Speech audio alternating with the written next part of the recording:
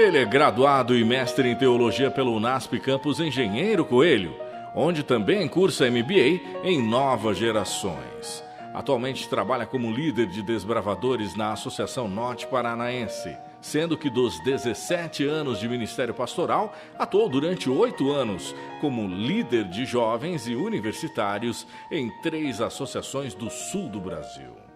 Pastor Erickson Danesi.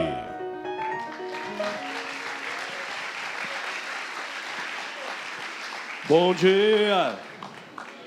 Obrigado aí por colocarem uma foto do tempo que eu tinha cabelo. Pastor Giliard, meu amigo, sempre fico muito grato pelo carinho que ele me trata. É uma oportunidade de voltar a esse ambiente, já que eu tive a alegria de dirigir o Ministério de Universitários por um tempo aqui na INP também. Eu confesso para vocês que eu estou muito nervoso. Orei muito a Deus sobre esse momento. Eu estou nervoso primeiro porque eu sou um fã dos caras que já falaram e dos caras que vão falar. Eu sou o menorzinho deles aí. E estou nervoso também porque eu sei que nós estamos numa época, especialmente do país que vivemos, onde as pessoas têm suas convicções. E eu quero sair daqui com alguns objetivos. O primeiro, sem brigar com ninguém e amigo de todo mundo. O segundo, sem apanhar de ninguém. E o terceiro, falando mais de Cristo do que de Marx. Então, vamos fazer uma oração? Nosso bom Deus, muito obrigado por estarmos reunidos aqui nesse local e podemos estudar a Tua Palavra e pensar um pouquinho sobre como diferentes pensadores da história do nosso mundo influenciam nossa maneira de ver a vida e nossa maneira de ver até a Palavra de Deus. Hoje estamos aqui para refletir em nós mesmos, em nossas falhas, em nossa própria falha de como atender a sociedade. No final, Senhor, todos têm dentro de si uma mesma indignação contra a injustiça e todos nós temos um sentimento de que a pobreza deve ser socorrida. Então vamos pensar aqui em algumas coisas, Senhor. Eu peço o Teu Santo Espírito e que o Senhor nos guie nesse momento, em nome de Jesus. Amém. Eu não sei se tem Bíblia aí, se tem no seu celular. Eu vou ler aqui 2 Crônicas, capítulo 36, verso 5. 2 Crônicas, capítulo 36, verso 5. Diz assim... capítulo 35, verso 20. 2 Crônicas, capítulo 35, verso 20. Depois de tudo isto, havendo Josias já restaurado o templo, subiu Neco, rei do Egito, para guerrear contra Carquemes, junto ao Eufrates. Josias saiu de encontro a ele. Então Neco lhe mandou mensageiros, dizendo: que tenho eu contigo, rei de Judá? Não vou contra ti hoje, mas contra a casa que me fez guerra. E disse Deus que me apressasse. Cuida de não te opores a Deus que é comigo, para que ele não te destrua. Porém Josias não tornou atrás, antes se disfarçou para pelejar contra ele, e não dando ouvidos às palavras de Neco, que Neco lhe falara da parte de Deus, saiu a pelejar no vale do Megido. Os flecheiros atiraram contra o rei Josias. Então o rei disse a seus servos: tira-me daqui, porque estou gravemente ferido. Seus servos o tiraram do carro, levando-o para o segundo carro que tinha, e o transportaram a Jerusalém, e ele morreu.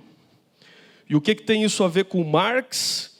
Deixa o rei Josias aí, que ele morreu, está morto e não vai sair daí. E vamos falar sobre outras coisas, daqui a pouco eu volto no rei Josias. Eu quero falar para vocês um pouquinho sobre a visão bíblica da história, e comparar um pouquinho com a visão marxista da história, certo? Então, você vai fazer um exercício quando chegar em casa, você vai baixar aí da internet o Manifesto Comunista, e você vai ler aí o início dele, e esse parágrafo está lá. A história de todas as sociedades até hoje existentes é a história das lutas de classes. É assim que Marx define a história, a luta das classes. É assim que ele entende que a história se desenvolve. Homem livre e escravo, patrício e plebeu, senhor feudal e servo, mestre de corporações e companheiro. Em resumo, opressores e oprimidos, em constante oposição. Tem vivido em uma guerra ininterrupta, ora franca, ora disfarçada, uma guerra que terminou sempre ou por transformação revolucionária da sociedade inteira, ou pela destruição das duas classes em conflito. Então, na visão de Marx, a história acontece como acontece, porque existe um motor para essa história. E qual é o motor da história na visão de Marx? Marx tem a visão de que o motor da história é a luta entre as classes. Depois vai ter uma palestra muito interessante sobre darwinismo, acho que vai desenvolver um pouco essa ideia também na questão biológica, mas Marx vai levar essa ideia do ponto de vista econômico. A luta pelos recursos, pelas riquezas, vai mover a história. E a história sempre vai ser um conflito entre pessoas, entre classes. E então, no marxismo, haverá a ideia, haverá o conceito de que nós devemos, então, lutar pelos pobres. E quem de nós será contra os pobres? E é aqui que o marxismo conseguiu justamente se tornar a grande filosofia do mundo, porque quem será contra os pobres? Se alguém disser que é contra os pobres, obviamente esse camarada é um canalha, obviamente ele é muito mau. A questão é que quando você se levanta e diz, sou a favor dos pobres, e isso todos o farão, qualquer um fará, qualquer religião se levantará e dirá que é a favor dos pobres, qualquer partido político se levantará e dirá que é a favor dos pobres. Quando alguém se levanta para defender alguma bandeira, a pergunta que você deveria fazer é a seguinte: contra quem eles lutam? Quem eles consideram culpados pela pobreza? Na visão de Marx, que é uma visão materialista, ou seja, uma visão destituída do conceito de espiritualidade, da existência de forças espirituais, na visão de Marx, a culpa da pobreza é uma classe opressora. Ele vai chamar esse pessoal de burguesia. Então, o burguês é o culpado de oprimir os pobres. E o cristianismo? Como é que o cristianismo vê o desenvolvimento da história? Então, eu sei que nós temos aqui amigos cristãos de outras igrejas. Eu vou usar uma crença básica da igreja adventista, que é comum tanto para católicos quanto para adventistas, protestantes em geral, tem essa mesma visão que eu vou apresentar. Na igreja adventista, nós chamamos ela de oitava crença dos adventistas. E eu vou ter que ler, aqui é meio chato esse momento, mas eu vou ter que ler para você. Você vai fazer essa experiência. Depois de você baixar o Manifesto Comunista e ler o primeiro parágrafo do Manifesto Comunista, você vai entrar em adventistas.org, vai entrar ali em crenças e vai baixar a oitava crença. Você vai ler e vai ler todos esses versos bíblicos que estão citados lá. E diz o seguinte: toda a humanidade está agora envolvida no grande conflito entre Cristo e Satanás, quanto ao caráter de Deus, sua lei e sua soberania sobre o universo. Esse conflito originou-se no céu, quando um ser criado, dotado de liberdade de escolha, por exaltação própria, tornou-se Satanás o adversário de Deus e conduziu à rebelião uma parte dos anjos. Ele introduziu, cara, aqui o pano me atrapalha, o espírito de rebelião neste mundo, ao induzir Adão e Eva ao pecado. Esse pecado, né? Esse pecado humano resultou na deformação da imagem de Deus na humanidade, no transtorno do mundo criado e sua consequente devastação por ocasião do dilúvio global. Então aqui tem uma mensagem criacionista, né? Conforme retratado no relato histórico, veja, nós entendemos Gênesis 1 a 11 como relato histórico. Observado por toda a criação, este mundo tornou-se o palco do conflito universal, dentro do qual será finalmente vindicado o Deus de amor para ajudar o seu povo nesse conflito. Cristo envia o Espírito Santo e os anjos leais para os guiar, proteger e amparar no caminho da salvação. Meu amigo, sabe qual é a diferença entre marxismo e cristianismo? Muito simples. No marxismo existe um inimigo. O inimigo é o burguês. No cristianismo existe um inimigo. O inimigo é o diabo. No marxismo não existe um diabo, não existe um conceito espiritual, existe a matéria e existe a luta entre as classes. No cristianismo essa luta começou, existe um conflito, existe, mas ele começou no céu, com um anjo que se rebelou, se infiltrou nesse planeta, enganou os nossos primeiros pais e vem jogando conosco há mais de 6.000 anos. Você entendeu a diferença de cristianismo e marxismo? Os dois querem ajudar os pobres, sim. O marxismo quer ajudar os pobres à sua maneira, sim. Ele tem ideias interessantes, sim. Mas quando você ouve que alguém quer ajudar os pobres, e o cristianismo também diz querer ajudar os pobres, você tem que se perguntar contra quem eles estão lutando. E contra quem eles estão lutando vai determinar a maneira como eles lutam. Então você começa a entender aqui a diferença entre marxismo e cristianismo. Vamos falar um pouquinho então sobre o cristianismo. Vamos entender como é que Deus se envolve com a história. E isso é muito legal, porque eu quero apresentar para vocês um Deus que não é o Deus pequeno que alguns têm ideia por aí. O Deus que eu creio é muito maior. O Deus que eu creio é aquele de Colossenses 1,17, que diz assim: Ele é antes de todas as coisas, e todas as coisas subsistem por Ele. Você quer entender como é a grandeza de Deus? Vai fazer uma experiência comigo agora. Fecha aí os seus olhos. Pode fechar, vou fechar também. Agora imagina o seguinte, um planeta. Você vai inventar esse planeta. Imagina esse planeta e nesse planeta você imagina os rios, os continentes, os oceanos. Imagina o tipo de árvore. Quem sabe você não gosta muito de árvore verde, então pinte as árvores de azul. Imagine as pessoas que você vai criar. E quem sabe você gosta do vermelho, então pinte as pessoas de vermelho. Pronto. E se não gostar, pinte da cor que você quiser. Agora você está imaginando esse planeta de fora. Você vê o sistema solar onde ele está, a estrela que ele está. E você agora olha de mais longe. Você imagina então a galáxia dele. Você imagina então o universo que ele está. Pode abrir os olhos. Esse universo existe. Existe dentro da sua mente. E é assim que Deus faz as coisas. Só que Ele é a pura verdade. Então quando Ele imagina alguma coisa e a sua palavra diz, aqui tem uma cadeira, aparece uma cadeira porque Ele é a pura verdade. E quando Ele diz, haja luz, aparece luz na hora, porque Ele é a pura verdade. Você existe, se move em um Deus que criou todas essas coisas.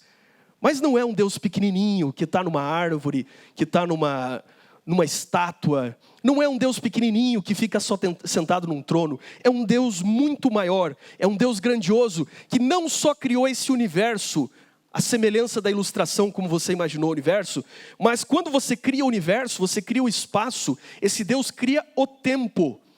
O tempo é uma coisa que Deus criou. Passou a existir depois que Ele criou todas as coisas. Antes existia Deus. E quando Ele cria o tempo, Ele vai interferir com o tempo também, porque todos nós somos criaturas sujeitas ao tempo. Então Deus não é um camarada que fez um projeto de brinquedo, deu corda, largou e ficou funcionando. A Bíblia diz o contrário. Salmo 104 vai dizer que o Criador mantém toda a vida e as suas obras criadas. Ele mantém. Se Ele se desviar de nós, nós caímos mortos na hora. Você está vivo porque Ele mantém. Neemias 9,6 vai dizer que o Criador é preservador da criação. Você se move e respira, não porque existe ar e você tem pulmões, mas porque Ele te deu pulmão e porque Ele fez o ar. Hebreus capítulo 1, verso 3 diz que Ele sustenta todas as coisas pelo seu poder. Então existem forças da natureza como a gravidade, o eletromagnetismo, mas todas essas coisas em si mesmas têm a origem em Deus. E aí eu quero refletir com você como é que Deus faz as coisas. Por exemplo, como é que chove? Se você foi um bom aluno e se lembra das aulas, você estudou o ciclo da água. E é verdade, o ciclo da água é como funciona a chuva. Mas não é assim que chove. Sabe como é que chove? Chove quando Deus diz que chove. Só que Ele faz chover pelo ciclo da água que você estudou. O ciclo da água existe, as leis da física existem, a química funciona com a água. Mas ela funciona porque Deus mandou funcionar. Ela funciona porque Deus faz chover. Leia a sua Bíblia e você nunca vai encontrar um outro tipo de expressão. Sempre é assim. Deus enviou a chuva. Deus fez chover. Quer ver? Vamos dar um exemplo? Mateus capítulo 5, 45 diz assim: porque faz que o seu sol se levante sobre os maus e bons, e a chuva desça sobre os justos e injustos. Quem é que manda a chuva? Deus. No meu caso, Ele manda toda vez que eu vou acampar. e manda com generosidade. Manda com aqueles que acampam comigo, sabe que manda com generosidade. Ele não é só bom comigo, ele é generoso. Manda para sobrar os meus acampamentos. Então, quando chove, meu amigo, é Deus quem manda chover. Só que tem um detalhe, ele manda sobre justos e injustos. E existe uma metáfora aqui, na verdade o texto não está nem se referindo à chuva, à água. Na verdade a preocupação aqui é dizer que as coisas boas e as coisas ruins acontecem para justos e injustos. As coisas que ocorrem na história, elas caem sobre todos os seres humanos. Porque no final nenhum ímpio vai se levantar e dizer assim, Deus nunca me deu uma oportunidade. Não, as oportunidades foram mandadas para todos. Alguns coletaram a chuva e aproveitaram. Alguns se alegraram com o sol e aproveitaram. Outros estão sempre reclamando. Se tem sol, está reclamando. Se tem chuva, está reclamando.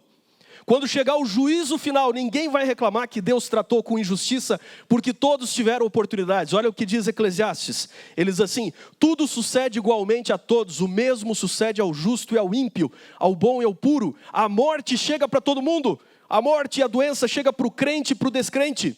Chega para todos. Como é impuro, assim o que sacrifica como o que não sacrifica. Assim ao bom como ao pecador. Ao que jura como ao que teme o juramento. Um outro detalhe interessante sobre como Deus interfere na história é que Deus também não deixa as pessoas andando por aí, fazendo exatamente tudo o que queiram. Deus dá uma liberdade, mas Ele impõe limites para esta liberdade. Se alguém aqui é pai, sabe que o pai dá certa liberdade para o filho, e essa liberdade vai se tornando progressiva, mas isso não quer dizer que o pai não imponha limites para o seu filho. E Deus é um Deus que interfere na história da humanidade. Marx jamais aceitaria isso, porque para ele a história das nações é a história do conflito entre as classes, o conflito entre os grupos humanos. Mas do ponto de vista da Bíblia, a história é os atos de Deus. E de um só, diz a Bíblia, de um só sangue fez toda a geração dos homens para habitar sobre toda a face da terra, determinando os tempos já dantes ordenados e os limites da sua habitação. Em algum momento Deus disse assim, agora quem vai mandar no mundo é Babilônia. E por quê? Porque não podia ser Israel. Porque Israel estava em pecado. Israel não fazia por merecer. E Deus assim, eu vou chamar Nabucodonosor, um rei pagão. E ele é o meu servo, ele é meu ungido, ele vai mandar em todo mundo. Aí você diz assim, mas Nabucodonosor é um pagão. Sim, mas esse é o meu escolhido. Ele vai mandar, ele tem um papel a cumprir na história. E olha, se você vai estudar a história de Nabucodonosor, você vai concluir que Nabucodonosor tem algumas pegadas que dá para comparar com Hitler. Porque ele foi terrível. Ele pegou um dos reis de Israel, matou os filhos dele na frente dele, depois furou os olhos dele e disse assim, isso é a última coisa que você vai ver, seus filhos morrendo. Ele era cruel, ele era terrível, mas esse cara foi escolhido por Deus. E ele diz assim, Babilônia vai mandar no mundo. Depois, Deus diz assim, agora não, agora acabou para a Babilônia, eu vou julgar a Babilônia. Porque também Nabucodonosor, todos os outros reis, eles foram perversos. Então agora vai vir um outro povo, e eu tenho um outro escolhido, o nome dele é Ciro. E a Pérsia vai ter um papel. Sabe qual vai ser o papel da Pérsia na história? Libertar o povo de Israel que está escravo 70 anos lá na Babilônia. Esse vai ser o papel da Pérsia. E quando termina o papel da Pérsia, Deus chama outros pagãos, a Grécia. E ele diz assim, eu tenho um papel para a Grécia na história. Daqui a pouco vai ver a palavra revelada na forma de livro. Nós precisamos de uma linguagem comum para todos os povos. Uma língua comum para todo mundo ler a palavra. Então os gregos vão espalhar a língua e a escrita grega por toda parte. E eles vão preparar o campo para que chegue o evangelho depois. E finalmente então chega o tempo de julgar os crimes da Grécia. E Deus diz assim, agora vai vir um povo duro como ferro. E agora esses pagãos vão mandar no mundo. Inclusive eu não vou poupar nem meu filho, vou enviar o meu filho no tempo deles. Ele vai morrer lá. Então vem em Roma. E Roma tem um papel na história do mundo. Roma criou um negócio chamado Pax Romana. E foi um momento onde o cristianismo floresceu. E não havia limites entre as nações. Pela Pax Romana, os apóstolos puderam ir a todos os lugares. E o evangelho foi pregado em todos os lugares. Pergunte para Marx se ele ia concordar com essa leitura da história. Jamais. Mas quando você lê a Bíblia, a história são os atos de Deus para salvar o povo. E finalmente chega uma última época. Eu não vou falar dela agora, mas você pode ler um bom livro aí, ou estudar as profecias de Daniel 2. Então, voltando ao assunto Deus e a história, nem tudo é da vontade de Deus. Existem tempestades. Jesus acorda no meio de um barco, tem uma tempestade. Ele se levanta e manda a tempestade parar. Ora, por que tem uma tempestade? Nem tudo que acontece no mundo, nem tudo que acontece na natureza é da vontade de Deus. Mas nada está fora do quê? Nada está fora do controle de Deus. Nada está fora do controle de Deus. E nem mesmo aqueles homens maus que dominam e oprimem o mundo. Vamos falar um pouquinho sobre o que Deus pensa dos opressores. Olha o que diz esse salmo aqui. Salmo capítulo 7, verso 12. Se o homem não se converter, Deus afiará a sua espada e já tem armado o seu arco. Está aparelhado. Vamos pensar um pouquinho nos opressores e como Deus tolera os opressores.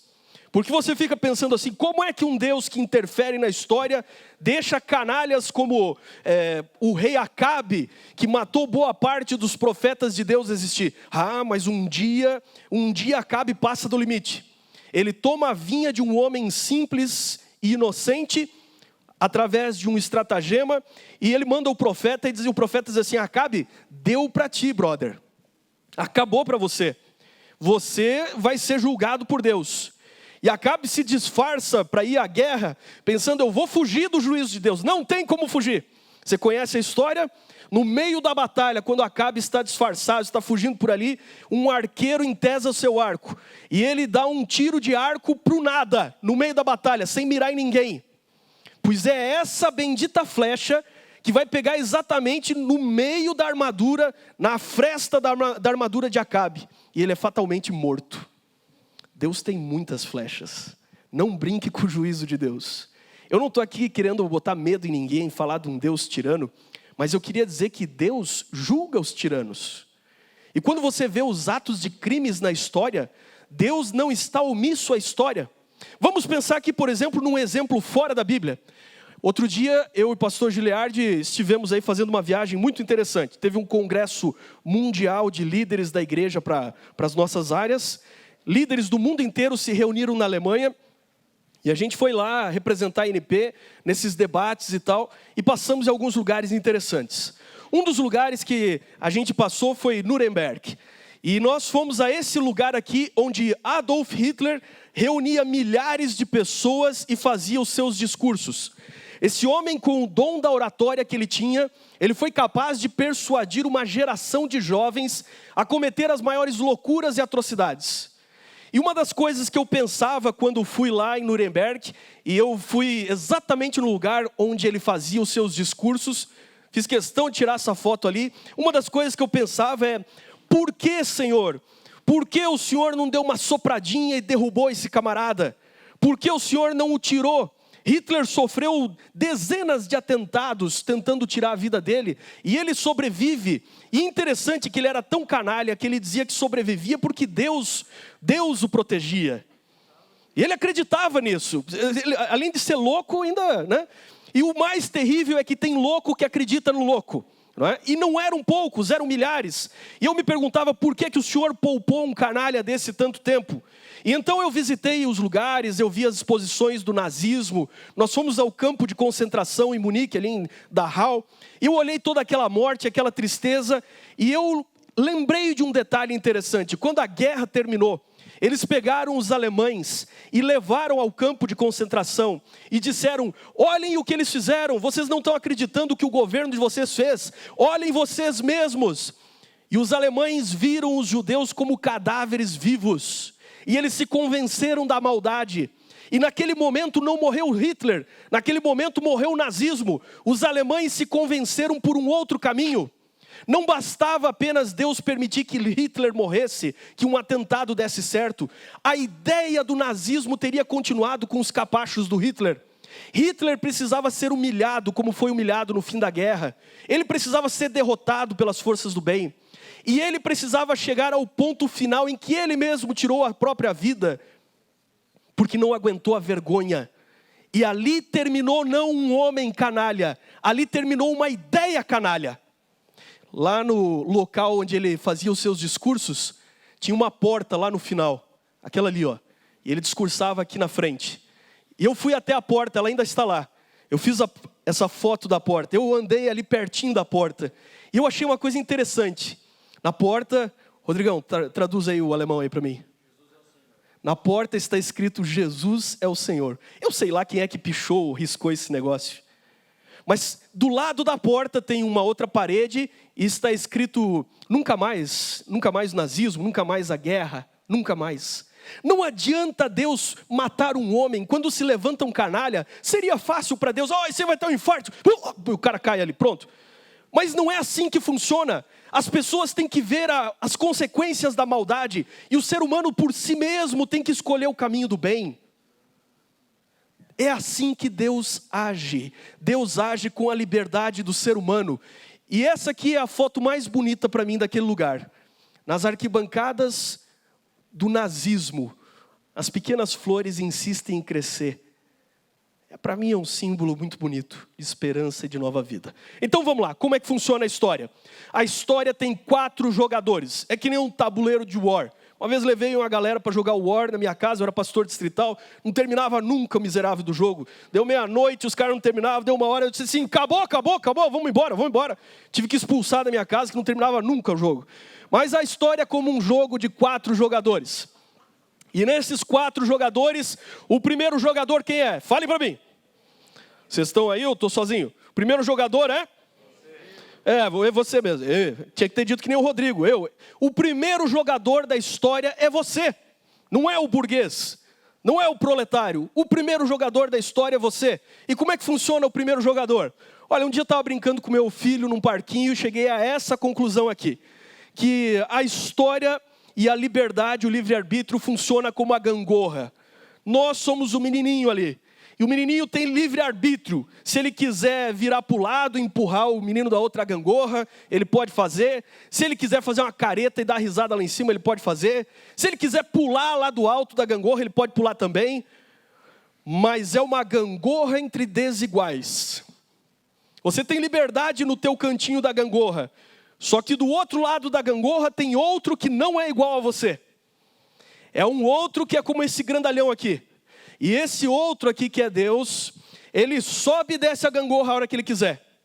Então eu vou citar aqui a oração de Ana, aliás o cântico de Ana, a mãe de Samuel, lá no livro de Samuel. E Ana dizia exatamente a parábola da gangorra.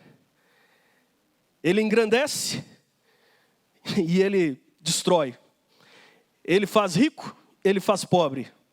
Ele dá a vida, ele atira. Tem 2 jogadores aqui, já que você já está entendendo. Mas o primeiro é esse aqui. Esse daqui, ele está na gangorra e ele vive o livre-arbítrio dentro da esfera dele. Mas é uma gangorra entre desiguais. Segundo jogador desse jogo. Quem é o segundo jogador? Poxa, mas vocês estão mal, estão dormindo, está chato ou o que é? Segundo jogador. É o seu inimigo. Quem é o seu inimigo? A Bíblia vai dar um nome para ele. Rachatan, Satanás, o inimigo. Quando você lê o livro de Jó, existe um personagem que fica oculto o tempo inteiro. Deus nunca conta para Jó que Satanás fez o desafio. Mas esse é o personagem real e verdadeiro e é o inimigo da história. É esse que está na batalha do grande conflito. Não é o burguês, não é o proletário. Satanás existe, é um ser pessoal.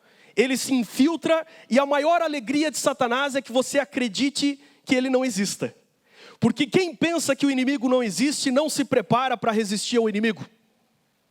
E é Satanás quem vai mandar a desgraça sobre Jó. É Satanás quem vai matar os filhos de Jó. É Satanás quem vai levar Jó à pobreza e à miséria. Só que tem um detalhe. Satanás é um jogador, mas ele também não tem aí a capacidade de jogar exatamente do jeito que ele gostaria. Deus impõe limites para esse jogador. Há limites para Satanás. O jogo do diabo tem cartão vermelho. Por exemplo, quando ele vai contra Jó, Deus diz assim, não, tudo está na tua mão, mas a vida dele não. Na vida dele não vou deixar tocar. Então Deus é soberano. Esse é um Deus grandioso, esse é um Deus soberano. Então por que Deus dá oportunidade de jogo ao diabo? Você deve estar se perguntando. Eu respondo com outra pergunta. Quem entregou esse planeta ao diabo?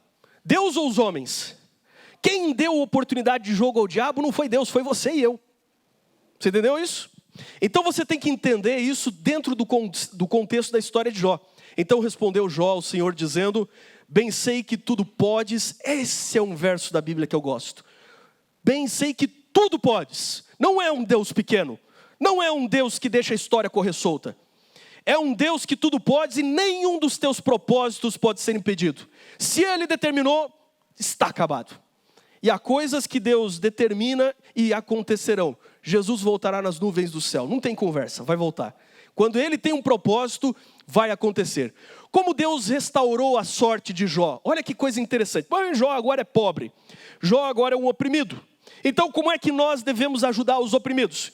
Quem sabe, se eu acredito num mundo espiritual, Deus vai abrir as janelas do céu, e essas serão como nuvens despejando dinheiro, despejando moedas. Não é assim que funciona. Se você entendeu, eu estou tentando explicar que Deus opera através dos homens, convencendo os homens a serem bons. Veja como é que Deus restaura a miséria, aliás, a riqueza de Jó. Ele diz assim: e o Senhor virou o cativeiro de Jó quando esse orava pelos seus amigos, e o Senhor acrescentou em dobro tudo quanto Jó antes possuía. Então vieram a ele, quem é que veio a ele? Todos os seus irmãos e todas as suas irmãs e todos quanto antes o conheceram, comeram com ele pão em sua casa e se condoeram dele e o consolaram acerca de todo o mal que o Senhor lhe havia enviado. E cada um deles lhe deu uma peça de dinheiro e um pendente de ouro. Como é que Jó saiu da pobreza?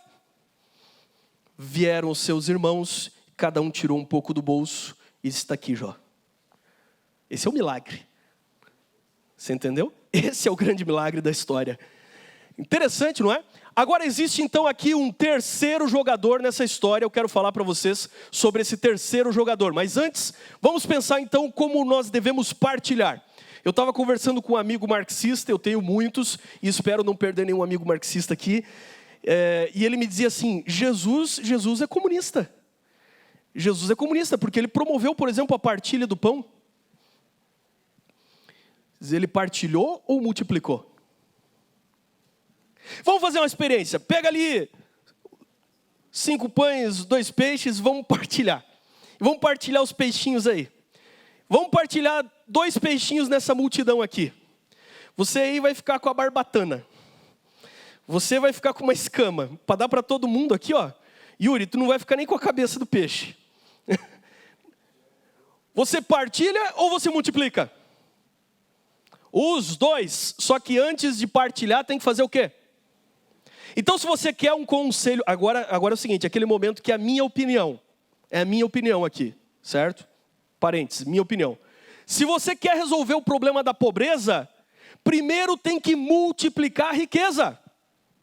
Porque quando você divide, não funciona. Quando você pensa assim, olha, o problema é que a galera é pobre, e aquele ali é burguês, é rico, então vamos taxar a fortuna dele, vamos pegar o dinheiro deles, e vamos agora partilhar para todo mundo. Isso não resolve nada. É só você ver a história do mundo, não resolve nada. Você tem que fazer multiplicação de riqueza. E como é que faz isso, pastor? Eu sei lá, eu sou pastor, não sou economista. É o problema dos caras aí, você entendeu? Eu não sei. No meu caso aqui, Jesus resolveu com milagre. Mas eu acredito em trabalho, em gente que multiplica a riqueza. Então, você pega uma camiseta dessa aqui, que é muito bonita, do curso da minha época e tal. Você pega a camiseta dessa aqui e você diz assim: eu não sei fazer mais nada, sei fazer camiseta. Então, para tirar as pessoas da pobreza, eu vou fazer camiseta. E como é que você faz? Olha, todo mundo faz camiseta. Pô, tem que fazer a camiseta mais bonita. E para as pessoas comprarem, tem um monte de camiseta bonita. Então, eu vou botar cheiro na camiseta.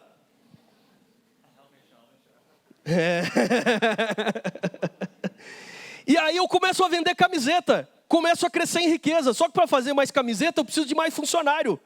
Eu tenho que abrir emprego. Então, isso é a minha opinião. Fechei o parênteses aqui, vamos voltar para a Bíblia, tá bom? Então, como é que eu faço aqui para resolver o problema da pobreza? O que diz a Bíblia sobre resolver o problema da pobreza? Olha aqui, Filipe chega para Jesus assim: tem uma galera aí sem comer, o que nós vamos fazer? Jesus olha para ele e diz assim: dá-lhe voz de comer. Você está com raiva que tem alguém injustiçado, passando fome? Dá-lhe voz de comer. Não, a culpa é do governo. Não, a culpa é do burguês. Não, dá-lhe voz. Vai você e dá de comer. Mas eu não tenho tanto dinheiro quanto o outro. Cara, ali era um menino com pães e peixes, não era um burguês. Ali eram os discípulos, não eram os poderosos. Jesus disse assim, dá-lhe voz de comer. Sabe qual é a diferença do marxismo e do cristianismo? O marxismo diz assim, ó, aquele cara tem muito, pega dele e dá para os outros. Sabe qual é a diferença para o cristianismo? O cristianismo diz assim, eles estão sem comer? Pega o teu e dá para eles. Pega o teu, cara. Partilha o que é teu. Porque tem um princípio muito simples aqui, ó. Vou ter que pular essa parábola, vou deixar para o Isaac aí falar um pouco mais sobre as questões sociais na Bíblia.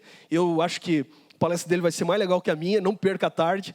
1 Coríntios 13, verso 13, assim, ainda que distribuísse toda a minha fortuna para sustentasse dos pobres, para que sustentasse os pobres, e ainda que eu entregasse o meu corpo para ser queimado, e não tivesse amor, nada disso me aproveitaria.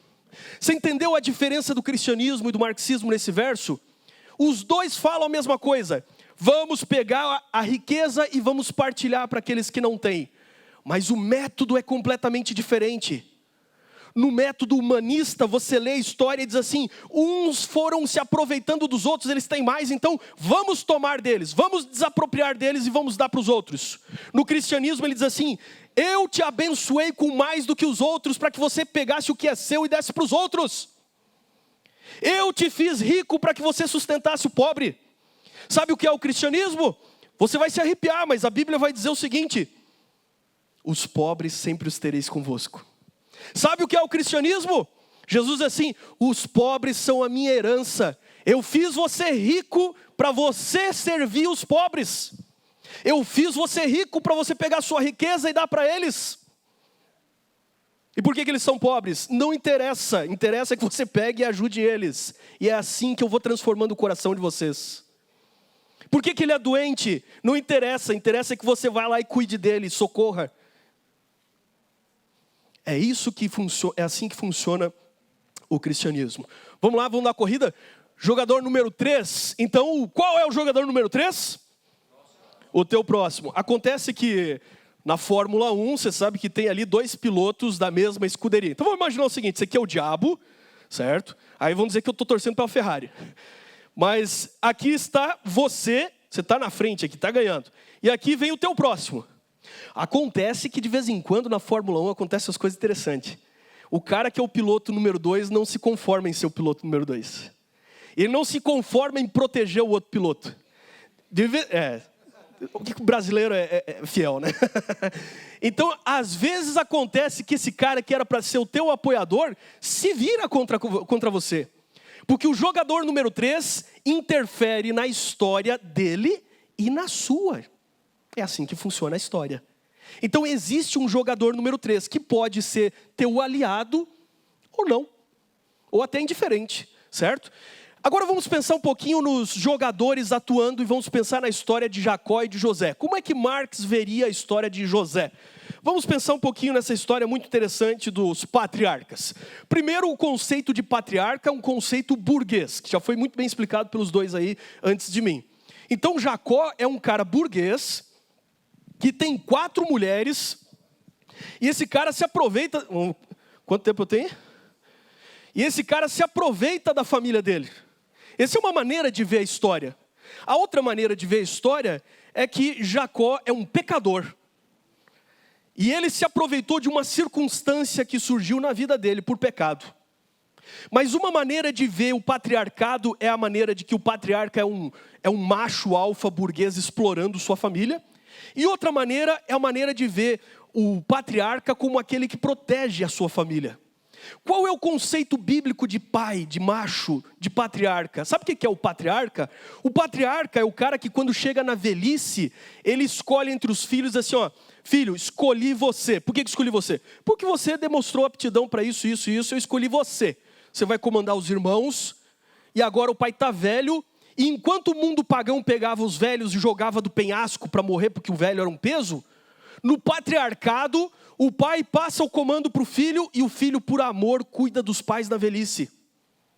Enquanto no mundo pagão a mulher também não tinha vez nenhuma, no patriarcado, o pai ou o marido é a providência, é o cuidado, é a proteção da sua esposa. E quando a gente entra nesses assuntos de família, o marxismo vai bater em cima da questão homem e mulher, família, porque é muito simples. Você precisa destruir a ética moral cristã judaica, que é baseada em patriarcado. Então, se no marxismo sempre há luta de classes, proletários contra burgueses, então tudo vai ser pautado nessa mentalidade que meu inimigo é o meu próximo. Enquanto no cristianismo o meu inimigo não é o meu próximo, é Satanás, que induz o homem a lutar entre si. Mas no marxismo é sempre o filho está sendo explorado pelo pai. E no caso da história de José, o marxismo diria o seguinte, ora, quem é José? José é o burguês, filho da esposa preferida. E quem são os irmãos de José? Os irmãos de José são os filhos das escravas. E como os irmãos de José são os filhos das escravas, eles são os proletários. E eles têm que se rebelar contra José. Você está entendendo como é a mentalidade? E no marxismo sempre o homem será jogado contra outro homem. O branco é o opressor do negro, então os negros devem odiar os brancos. Pastor Erickson, é branco, gaúcho, capitalista, adventista, taxista, sei lá mais o quê. Então sempre você tem que odiar quem é diferente de você. No cristianismo não. O inimigo está fora. O inimigo é aquele que joga uns contra os outros.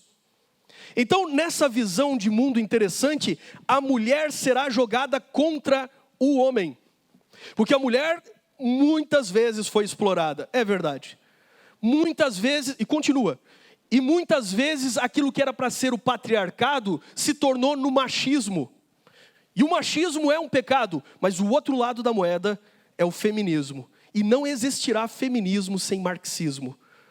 Porque a arte do feminismo é jogar a mulher contra o homem. Quando na verdade o inimigo não é nem o homem, nem a mulher. O que faz a diferença? A diferença faz que visão de mundo você tem, materialista ou cristã. Agora José é jogado num poço, ele vai para o Egito, ele vai então ser tentado aí a ser corrompido, ele vai ser tentativa de sedução aí pela mulher de Potifar, e finalmente ele vai para a prisão. Ora, o que é a história de José? A história de José é o exercício de Deus utilizar os meios que existem, não necessariamente os meios que ele queria, mas é o exercício de Deus utilizar esses meios para conseguir os seus propósitos. Na teologia a gente tem um nome para isso. A gente chama de providência. É quando Deus providencia, vendo o fim desde o princípio. Deus providencia um final extraordinário. É José ser vendido que possibilita José ser colocado na casa de Potifar. É José resistindo à tentação e sendo jogado na prisão injustamente, que o leva a conhecer o padeiro e o copeiro do rei. É o José estar na prisão que o leva à presença do rei. E todo esse desenrolar de fatos históricos, não por acaso, levam José a ser governador do Egito. Quem é que mandou José para o Egito? Foram os irmãos dele numa revolução dos filhos das escravas, os proletários? Vamos ver como é que José interpreta a história. Ele diz assim: agora pois não vos entristeçais, nem vos pese os vossos olhos por me haverdes vendido para cá, porque para a conservação da vida Deus me enviou adiante de vós. Olha como é que a Bíblia lê a própria história. Não é o conflito das classes. Olha como é que José lê a sua história. Pelo que Deus me enviou, ele repete a segunda vez adiante de vós, para conservar a vossa sucessão na terra. E a terceira vez ele vai falar: assim não fosse vós que me enviastes para cá, senão Deus. Eu tenho mais 10 minutos, não, brincadeira. Mas eu vou correr bem rapidinho, eu preciso de atenção total no que eu vou falar agora. Para você entender como é que isso aqui se fecha. Jogador número 4, Deus. Como é que Deus interage com a história? Então ele interage com a história através da providência. Vamos correr aqui, que eu já falei isso para vocês. Olha só alguns exemplos. Eu sei, ó Senhor, que não é do homem o seu caminho, nem do homem que caminha, dirigir os seus passos. É Deus que tem propósitos. Muitos propósitos há no coração do homem, porém o conselho do Senhor permanecerá. Provérbios 19, 21. Então, todas as coisas acontecem para o bem daqueles que amam a Deus? Sim, todas as coisas acontecem para o bem dos que amam a Deus, segundo o seu o quê? O seu propósito. Entenda que a história não é por você. Você não é tão importante assim. A história é pelo propósito de Deus que pensa no todo. Você não é tão importante assim também. O mundo não gira por você. O mundo gira num propósito muito maior que é o propósito de Deus. Então Paulo e Silas podem até sofrer ali uma surra, mas nisso também se manifestará o propósito maior, um propósito de Deus. Então para Marx, Deus é burguês? Deus é burguês por uma questão muito simples. A religião faz você se contentar com essa esperança. Pois eu digo a vocês, essa é a grande divergência. Nós temos esperança naquele que virá e não tardará. E agora uma aulinha básica aqui do Dr. Siqueira, foi meu professor para vocês. Como é que Deus atua? Então Deus tem um plano. O homem é jogado nesse plano que é a linha da história. Mas o homem tem livre-arbítrio. Então ele sai aqui no caminho de Bezerro.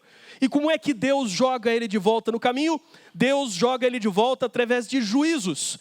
Deus manda juízos, e através dos juízos, Deus vai conduzindo o homem, pela sua providência, para que no final o propósito seja alcançado.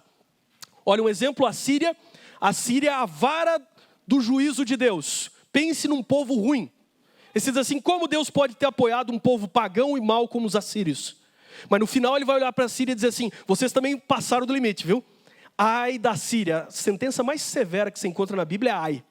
Ai da Síria, agora eu vou julgar vocês. E quando Deus anuncia que vai julgar, já está dando oportunidade para eles se arrependerem. Quando Jonas pregou, eles se arrependeram. Passou um tempo, voltaram a fazer o que era ruim.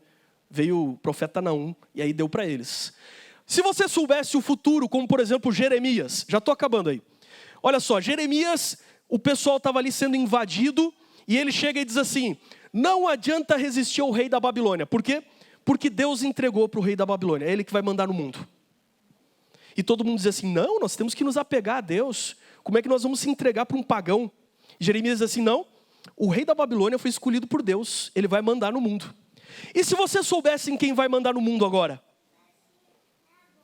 Se você soubesse em quem vai dominar o mundo? Interessante. E aí veio aqui Daniel 2, verso 21, e Deus diz assim, através de Daniel, ele, Deus, muda os tempos, as estações. Ele remove quem? Os reis, e estabelece os reis. Ele dá sabedoria aos sábios e conhecimento aos entendidos. E quando chega o final de Babilônia, uma mão aparece na parede e diz assim, acabou o tempo de vocês. Deus controla todos os governos. Pelo mais que eles passem do limite, Deus os corrige com juízos. E se você soubesse o futuro como o profeta Daniel? Pois sabe, quando eu tinha 6, 7 anos de idade, eu cresci em família adventista, eu sabia o futuro. Porque eu ia na igreja e eu ouvia a pregação dos pastores. E a minha mãe que dava estudos bíblicos, eu via minha mãe ensinando Daniel capítulo 2. Eu sabia o futuro. Só que quando eu era criança, eu vivia na época da Guerra Fria, nos anos 80. E nos anos 80, os adventistas do sétimo dia diziam assim, os Estados Unidos vão mandar no mundo. Mas não mandavam. Nos anos 80, metade do mundo era governada pelos Estados Unidos. Metade do mundo era governada pela União Soviética. E se você soubesse o futuro? E se você soubesse como vai terminar a história? Porque nos anos 80, ninguém acreditava que os Estados Unidos iam mandar no mundo. E não estou dizendo que Deus considera que tudo que os Estados Unidos e o capitalismo fazem é bom. Pelo contrário. Eles são parte de uma profecia do capítulo 13. Quando Ben Carson, um adventista do sétimo dia negro, se candidatou a presidente, foi muito curioso. Eu lembro que um amigo meu falou para mim assim, cara, agora vai. Ou esse cara vai pregar o evangelho mesmo, ou ele vai ser nosso Judas. E eu pensei assim, se ele ganhar, e ele estava na frente no início, né? E se ele ganhar, o que vai dar aqui? E se você soubesse o futuro, como o profeta Jeremias que diz assim, não adianta resistir à Babilônia, eles vão mandar. Deus entregou para eles. Nos anos 80, quando eu era criança, a história era muito curiosa. Eu tenho que pular isso aqui, mas leia o Grande Conflito, viu? Não tenho tempo de falar disso aqui. A história era muito curiosa nos anos 80. Você tinha os dois blocos. E então ali no final dos anos 80, o presidente Reagan nos Estados Unidos tinha uma birra tremenda com a União Soviética. Mikhail Gorbachev assumiu como secretário de Estado. E eu lembro que eu era garoto, eu fui para a aula um dia, e a professora de geografia falou assim, joguem fora todos os livros de vocês, porque o mundo mudou. E esses livros estão todos errados. Caiu todo o bloco comunista. E durante décadas não se podia pregar do lado leste da Europa, nem na região da Rússia. O evangelho era proibido nesses lugares. Mas de repente começou um movimento na Polônia com um líder sindicalista chamado Lech Walesa. E esse líder sindicalista, no final dos anos 80, foi financiado pelo Vaticano. E havia um papa polonês naquela época, que apoiava o Lech Walesa. E do dia para a noite as pessoas começaram a gritar nas ruas da Polônia: queremos Deus, queremos Deus, queremos Deus, queremos Deus. E o comunismo, que era uma cortina de ferro que não permitia a religião entrar, começou a cair e desmoronar, sem nenhum tiro de míssil, sem nenhuma bala. Naquela época foi publicada uma revista Time, que eu guardo a capa dela, porque isso aqui é um cumprimento profético. Durante décadas, o povo adventista dizia assim: o papado e os Estados Unidos vão se unir. E durante décadas, desde o tempo de Ellen White, o papado e os Estados Unidos eram antagônicos, porque a América era um país antipapal. Mas de repente, um inimigo comum, o comunismo, fez com que dois homens de poder, um presidente e um papa, se unissem e fizessem uma santa aliança. E eles então se uniram e, graças ao apoio mútuo um para o outro, eles conseguiram fazer o comunismo ruir. E o presidente americano foi, em final dos anos 80, ali em Berlim, onde o muro dividia literalmente a Europa, não só uma cidade. E ele falou uma frase poderosa, que nenhum adventista acreditava que seria possível naquela época. Nós só ouvimos falar que isso um dia aconteceria. E então eu, menino, vi as profecias se cumprirem. Ele foi lá e disse assim: senhor Gorbachev, derrube esse muro. Vamos unir todo mundo. Senhor Gorbachev, derrube esse muro. Passou 2 anos e o muro veio abaixo. Passou 30 anos, eu fui lá, atravessei o muro, passei o portão para um lugar que era proibido, caminhei por lá e fiz essa foto aqui. E eu estava lá em Berlim, no pôr do sol, e pensei comigo: 30 anos atrás, aqui nesse lugar, as profecias se cumpriram. E nós estamos preocupadinhos com o partido político, quando as profecias estão se cumprindo. E se você soubesse o futuro? Se você soubesse quem vai mandar, quem vai terminar? O mundo funciona assim, como Hegel ali que eles falavam, né? Tese e antítese. Você joga o capitalismo contra o socialismo, você esfrega um no outro, sobra uma síntese. Você joga a opressão e aí a revolução, eles se esmagam, e o que sobra da briga desses dois tiranos é uma síntese. E você acha que eu vim aqui defender o capitalismo? Se você acha que eu vim aqui defender o capitalismo, você não entendeu nada ainda da minha palestra. Nada. Sabe por que eu li a história do rei Josias? Porque ela é um tipo do que aparece na profecia de Daniel 11, o rei do norte e o rei do sul. Sempre ao longo da história teve o rei do sul, que era o Egito, símbolo daqueles que negaram a Deus. Não conheço Deus, disse o faraó para Moisés. E sempre teve o rei do norte, um poder simbolizado pela Babilônia. Babilônia se transforma em Roma. Roma se transforma em quem? Vocês sabem. E se você soubesse o futuro? Porque sempre o materialismo com essa direita pronunciadamente cristã brigaram. E de vez em quando eles vinham em briga um contra o outro. Sabe qual era o canal por onde eles corriam e brigavam? Israel. Na história do rei Josias se levanta o materialismo, o rei do sul, o Egito, o faraó Neco, e ele vai contra o rei do norte, a Síria. E aí o rei Josias, que foi um dos melhores reis que teve em Israel, ele toma a pior decisão da vida dele, ele diz assim: vou lá brigar também. Vou lá e vou defender a Síria. Porque a Síria é a direita. E nós vamos defender a direita. E a Síria, os caras são do lado de Deus. E eu vamos defender. E o Egito, não, o Egito sempre, desde a época de Moisés, foi coisa ruim. O Egito são materialistas.